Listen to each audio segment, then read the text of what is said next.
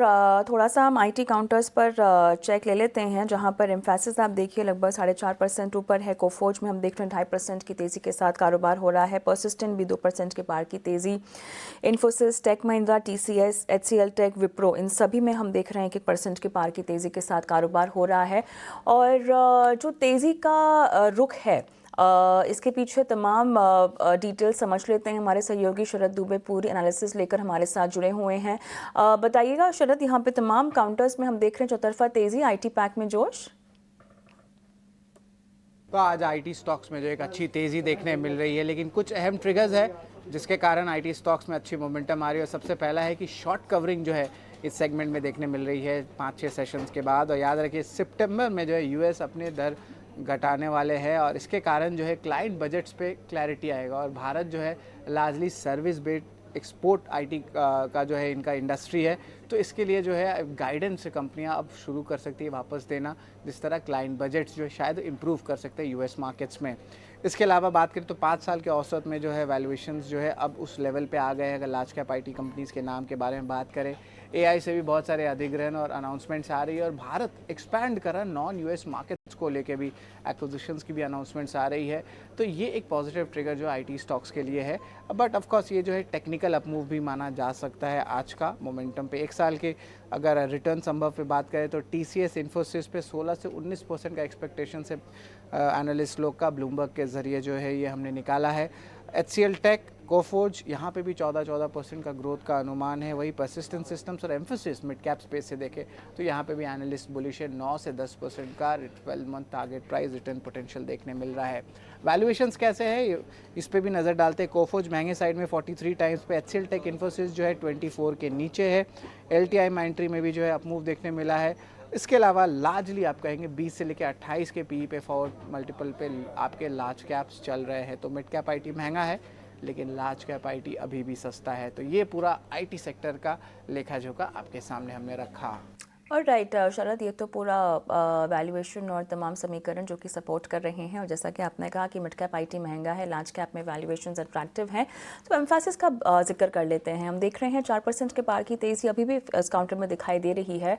बहुत bullish reports भी आ रही हैं ब्रोकरेज हाउसेस की तरफ से। उसी का एक समावेश लेकर आते हैं हमारे सहयोगी अभिषेक सत्यव्रतम, एक बार फिर से जुड़ गए हमारे साथ तमाम डिटेल्स लेकर। तो अभिषेक, यहाँ पर काफ़ी अट्रैक्टिव वैल्यूएशंस और एम्फैसिस का काउंटर देखिए 4.5% की तेजी के साथ अभी भी कारोबार कर रहा है। बताइएगा क्या कुछ कहा गया है ब्रोकरेज हाउसेस की रिपोर्ट में। जी देखिए, एम्फेसिस ये मिड कैप आईटी वाली कंपनी है और मार्केट कैप की बात करें तो 55,000 करोड़ रुपए से ज्यादा का इसका मार्केट कैप है। और जो नतीजे आए थे Q1 के वो अच्छे आए थे एम्फेसिस के। अब इस पर मॉर्गन स्टैनली का अपग्रेड आया है और अपग्रेड के साथ साथ मॉर्गन स्टैनली ने शेयर का टारगेट 3500 रुपए से बढ़ाकर कर दिया है 3625 रुपए। यानी कि शुक्रवार के बंद भाव से मॉर्गन स्टैनली को लगता है कि शेयर में अभी 30% अपसाइड की गुंजाइश है। यही नहीं, ब्रोकरेज के मुताबिक शेयर ब्रेकआउट की तैयारी कर रहा है और कई सारे टेलविंड्स यानी कि कई सारे सपोर्ट करने वाले फैक्टर शेयर के लिए बन रहे हैं। मॉर्गन स्टैनली ने FY27 का रेवेन्यू ग्रोथ अनुमान है उसको 0.5% बढ़ाया है। FY28 के अगर हम रेवेन्यू ग्रोथ अनुमान की बात करें उसमें इसके डबल 1% की बढ़ोतरी की है। और यह भी कहा है कि मिड कैप में जिसके कॉम्पिटिटर्स हैं, अगर हम इसके कॉम्पिटिटर्स की बात करें तो कोफोर्ज एक कॉम्पिटिटर है, लगभग समान उसका मार्केट कैप होगा।